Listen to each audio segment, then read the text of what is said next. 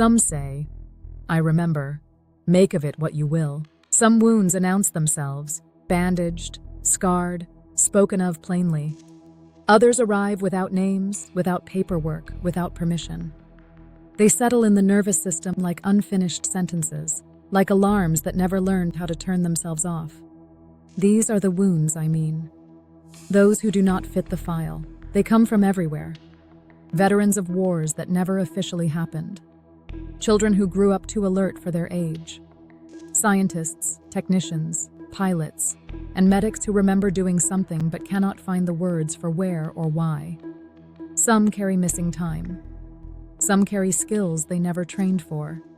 Some carry fear that has no obvious trigger and guilt that never learned its cause. When they seek help, they rarely fit the form. Their stories spill sideways. Their symptoms don't line up neatly. Their truth sounds implausible to systems trained to recognize only familiar damage. So they are misfiled, misdiagnosed, or quietly sent away. The second injury trauma rarely travels alone. The first injury comes from what happened, whatever that may have been.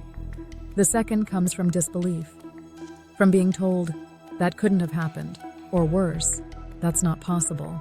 I've watched people fold inward not because of the event itself, but because no place existed where the story could rest without being interrogated.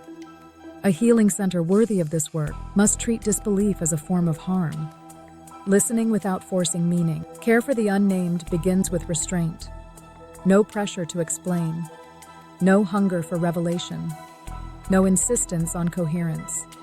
Some people remember in fragments, sensations without images, emotions without narratives, physical reactions without memory.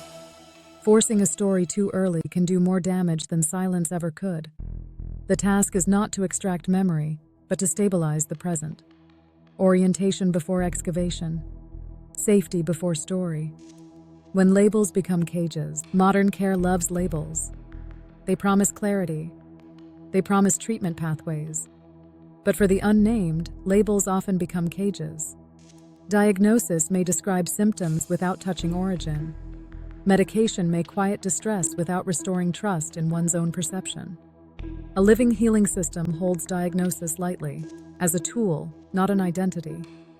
No one is reduced to a code.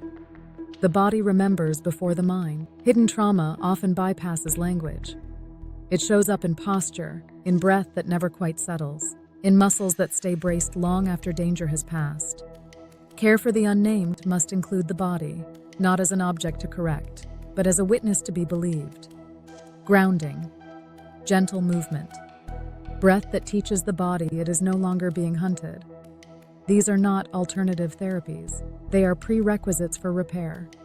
No requirement to believe.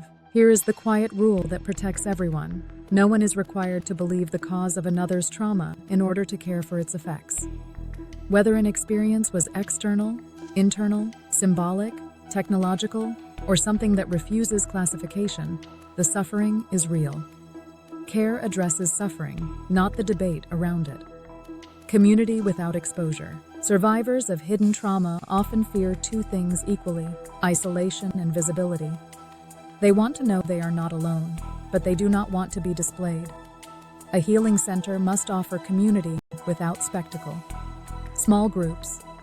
Optional participation. Shared presence without forced disclosure. Belonging without performance. The right to remain undefined. Some people never resolve their stories into a single explanation. They shouldn't have to. Healing does not require closure, only enough coherence to live without constant threat. A person can heal without ever deciding what really happened. That freedom matters. Caregivers must be protected. Too listening to unnamed trauma changes the listener. Without support, caregivers absorb fragments they were never meant to carry alone.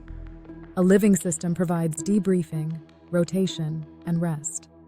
No one becomes a silent container for everyone else's pain. The wizard's promise. If I were to make a promise to those who carry unnamed wounds, it would be this: you will not be rushed. You will not be used.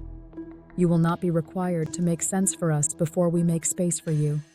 Some say this work is too slow, too uncertain, too careful. I remember what happens when it isn't.